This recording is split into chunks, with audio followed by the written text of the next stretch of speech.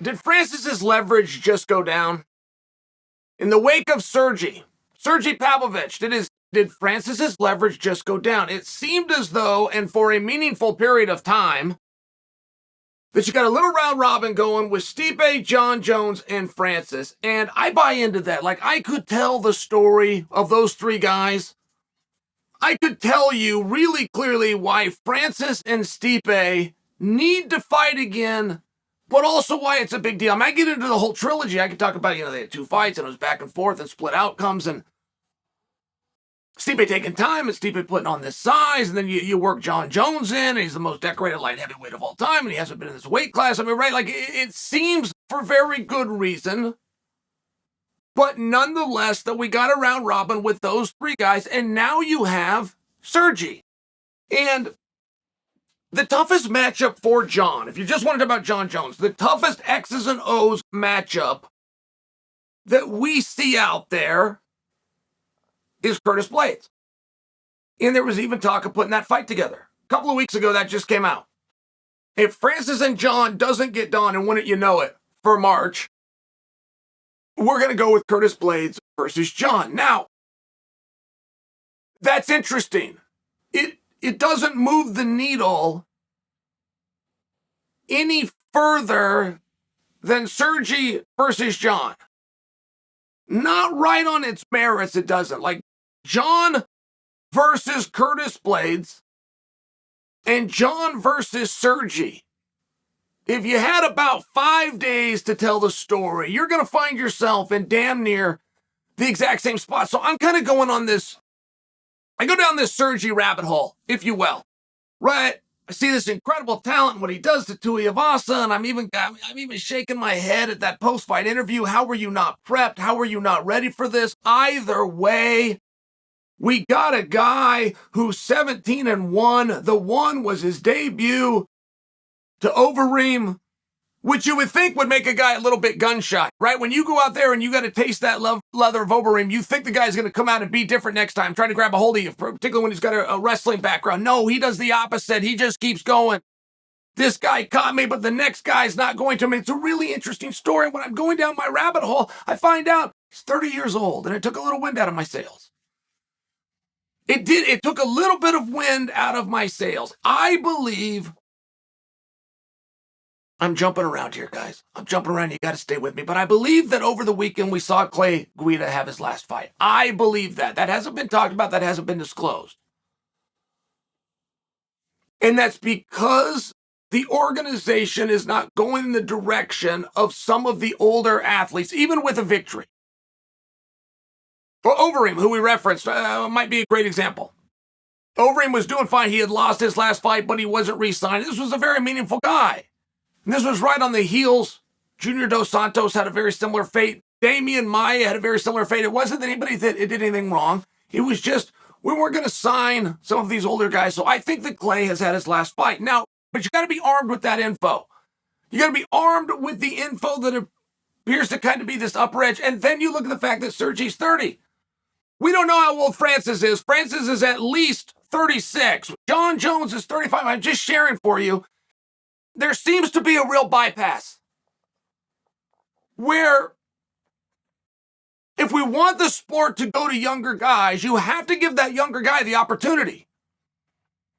We can't get around that. If we're leaning towards there's some age that seems to be, we want to be south of that. Okay, great. Another way of saying is you want younger guys. Great. You got to give the younger guy the opportunity. Every time that comes to pass, we decide it's not enough time. He needs more. We got to slow him down. And I get confused as the viewer. Which one is it? Can Chimaev go and fight for the championship or not? If we want younger guys, we have to give the guy the opportunity.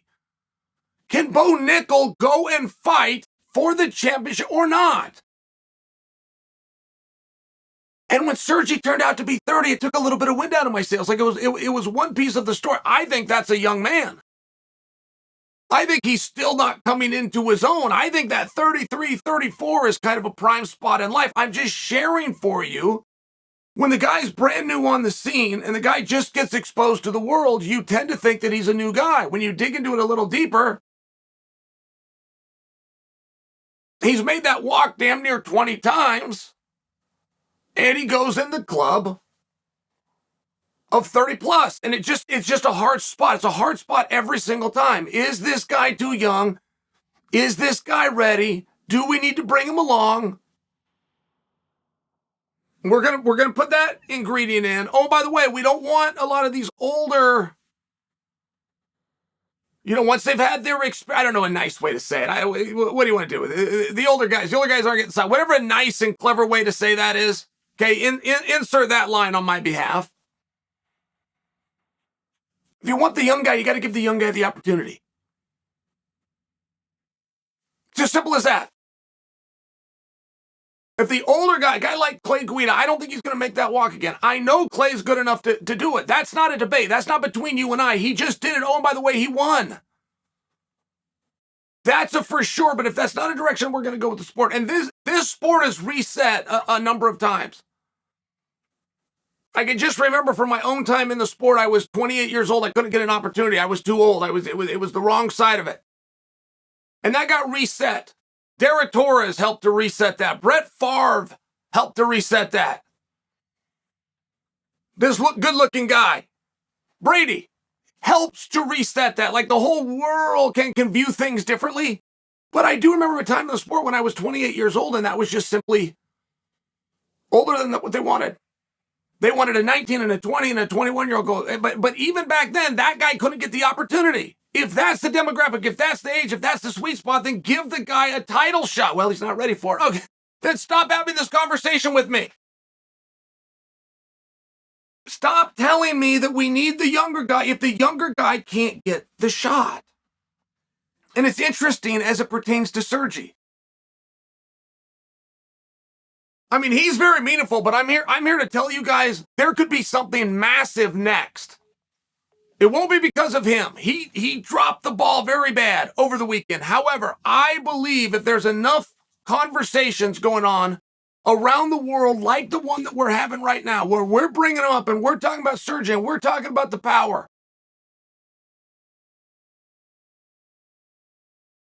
And we're talking about the skills and we're talking about 5 guys in a row all had the same fate. And they all had it in the very first round. Like, that is a very interesting thing. And if you tried to juxtapose that matchup from a promotional standpoint, Sergei versus Jon Jones, and if you say he's not ready, you want to do that whole thing that is annoying and that I can't do anything to make that stop. I can't go, he needs more time.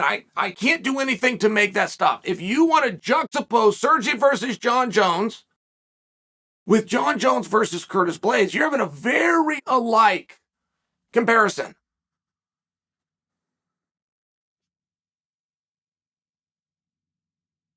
Jon Jones is the oldest top contender that our sport currently has at 35.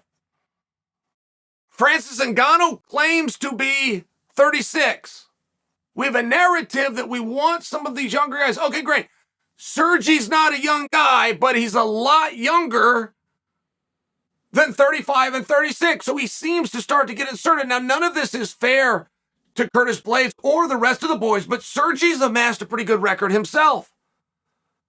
And Sergei's got a pretty beautiful ranking himself.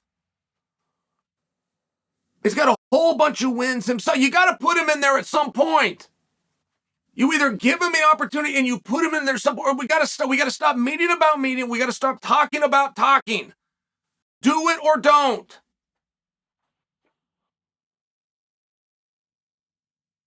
I could see in a very realistic scenario, and it will seem like this is out of nowhere, right? When the news drops, it's going to hit all of you guys, it's going to blow you back. But I don't feel that it should. I feel that this is very reasonable. That one day we wake up and we've got a graphic done, we've got a poster, and we've got an announcement, and it's Sergei Pavlovich versus Jon Jones, either for the interim championship or for the unified championship. It's very hard to compare anybody's resumes up against a guy who's 17-1, who's put 5 men to sleep. It's very tough to do that, right? We love to play the resume game. We love to talk about who did what when it serves your cause. Once you find out you're dealing with the number 4 ranked guy in the world, he just happened to do it a little bit more quiet. There's a very good argument as to why it should be. Not just it could. There's a very good argument as to why it should be Jones versus Sergei. And if you want to get these younger guys in and you want to mix them in, at some point you have to give them the opportunity. You have to give that to them. They cannot go out and earn it. Don't talk to me about that. Don't talk to me that life's all about decisions. The hungry guy doesn't have a decision, as much as you like to say it. Opportunity has to be given to you. Where do you want Sergei to go from here? And why would you want it to be slow? If I'm suggesting Jon Jones, right, if John's the baddest dude in the world and he could deal with Stipe and he could deal with Francis, and then it's no big thing that I insert another name. And you know what? I think Jon would probably agree with that. You call Jon Jones a lot of things. I don't think you can call Jon Jones scared. I think that Jon would agree to that. But I think it would catch him off guard. He thought we'd have a more marquee guy. Well, there's a big step from Jon versus Francis and Jon versus Stipe down to Jones versus Curtis Blaydes. There is a step there, but you see where that's still the step. You see where that still is in order. And if you want to break one of those guys in, you've got to break him in. You can't just let these guys get up in a loft and keep playing together. They pulled the ladder up. They're not letting anybody up there. At some point, you've got to get a guy to go up. You guys love Charles Oliveira. Charles Oliveira has done great things this year. Charles Oliveira and being a pay-per-view draw, being the forefront of all of your minds, that story is never told, ever, if it wasn't for Tony Ferguson. Tony was a star, and he let Charles come up, and they figured it out from there. Charles took that ball and ran with it. But at some point, you have to be given that opportunity. At some point, you have to make the match. Jon Jones has sat out for 3 years.